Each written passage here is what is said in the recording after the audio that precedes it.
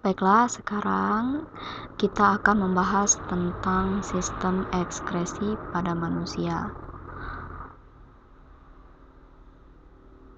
Oke, sekarang sebelum kita membahas tentang sistem ekskresi pada manusia, terlebih dahulu kita akan bahas tentang pengeluaran. Pengeluaran pada manusia terdiri dari 3. Yang pertama, defekasi. Yang kedua adalah ekskresi. Dan yang ketiga adalah sekresi. Apa itu defekasi, sekresi, dan ekskresi? Kita bahas di slide selanjutnya. Nah, defekasi adalah pengeluaran sisa pencernaan berupa feses atau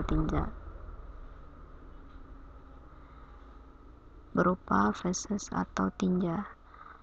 Nah, dia sama-sama pengertiannya dengan sekresi dan ekskresi, sama-sama pengeluaran. Namun sekresi dan ekskresi bedanya dengan defekasi, dia merupakan pengeluaran sisa metabolisme. Kalau sekresi, metabolismenya masih diperlukan oleh tubuh. Kalau ekskresi, yang tidak diperlukan lagi oleh tubuh.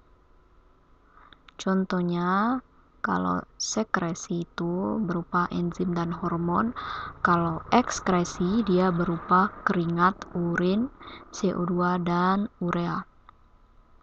Namun di sini kita tidak akan membahas tentang defekasi dan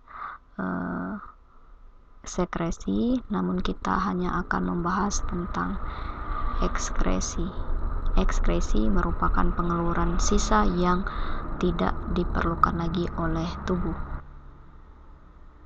Adapun organ-organ pada sistem ekskresi pada manusia, yang pertama adalah ginjal. Ginjal fungsinya untuk mengeluarkan urin. Kalau yang kedua itu namanya hati. Hati berfungsi untuk mengeluarkan zat urea. Kulit, organ yang ketiga, organ ekskresi yang ketiga, berfungsi untuk mengeluarkan keringat.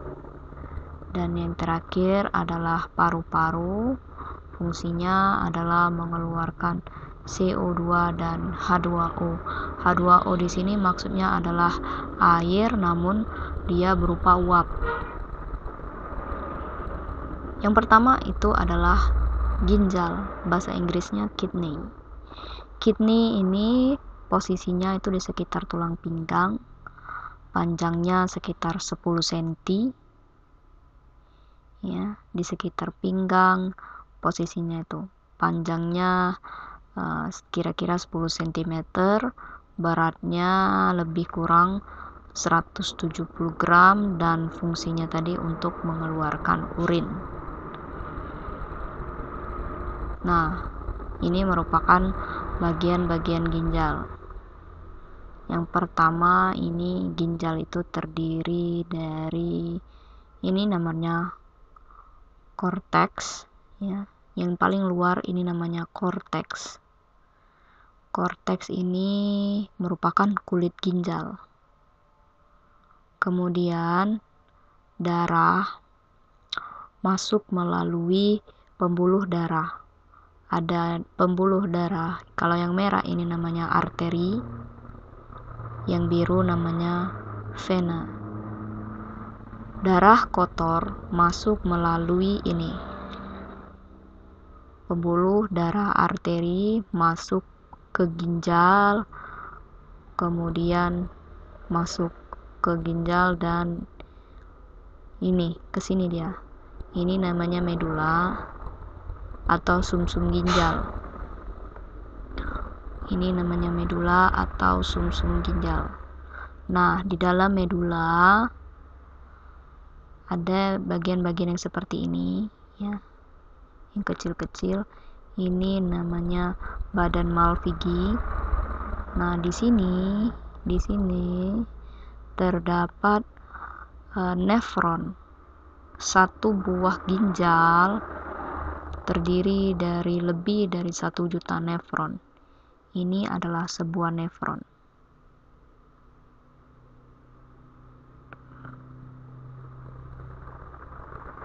Ini adalah sebuah nefron. Nah, ketika darah yang kotor masuk ke ginjal melalui arteri, darah tersebut masuk ke dalam nefron dan disaring di sini. Ini namanya glomerulus. Setelah disaring, kemudian dia dipindahkan di kapsula Bowman. Kapsula Bowman itu lengkungan yang seperti ini kira-kira. Setelah itu dia diserap lagi beberapa kali sehingga membentuk urin primer dan urin sekunder.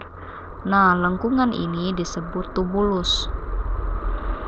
Kalau di sini di samping kapsula Bowman namanya tubulus contortus proximal. Kalau di sini agak jauh dari kapsula Bowman itu namanya tubulus contortus distal. Nah, tubulus proksimal dan distal ini disatukan oleh lengkungan yang disebut lengkung Henle. Kemudian setelah urin ini diserap beberapa kali, maka hasilnya akan dimasukkan ke dalam ini. Ini namanya tubulus collectus. Maka urin keluar. Ketika urin keluar, dia kembali lagi ke sini, keluar ke rongga ginjal atau disebut pelvis. Dari pelvis, dia ditampung sementara di pelvis, kemudian keluar melalui ureter. Setelah di ureter, dia menuju ke kandung kemih. Dan setelah di kandung kemih atau kandung kemih itu vesika urinaria. Ya, vesika urinaria itu tempat menampung urin. Setelah sampai lebih kurang 300 cc ya, maka urin itu akan keluar dengan sendirinya melalui hormon-hormon atau otot-otot tertentu. Begitulah proses pengeluaran urin pada ginjal. Nah, sekarang organ yang kedua adalah hati atau liver. Hati ini berada di sekitar lambung. Ini lambung dan ini hati.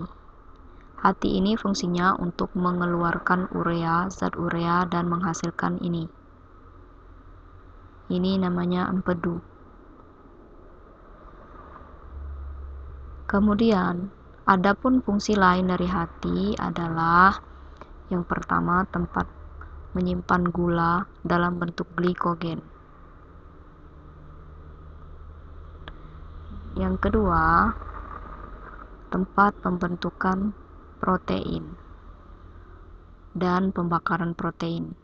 Yang ketiga adalah membongkar sel darah merah atau eritrosit yang telah tua dan rusak. Tempat pembentukan dan pengeluaran cairan empedu, menetralkan racun, tempat membuat vitamin A dari provitamin A, dan mengeluarkan urea. Organ ekskresi yang berikutnya adalah kulit. Kulit ini terdiri dari 3 lapisan. Yang pertama epidermis, dermis, dan hipodermis. Kemudian organ ekskresi yang berikutnya adalah paru-paru. Ini merupakan paru-paru Ya, ini merupakan organ paru-paru di mana yang dikeluarkannya adalah CO2 dan H2O. Nah, itulah yang dikeluarkan oleh paru-paru. Selain membahas tentang organ-organ ekskresi, kita juga akan membahas tentang kelainan pada sistem ekskresi. Yang pertama adalah anuria, glukosuria, dan lain-lain.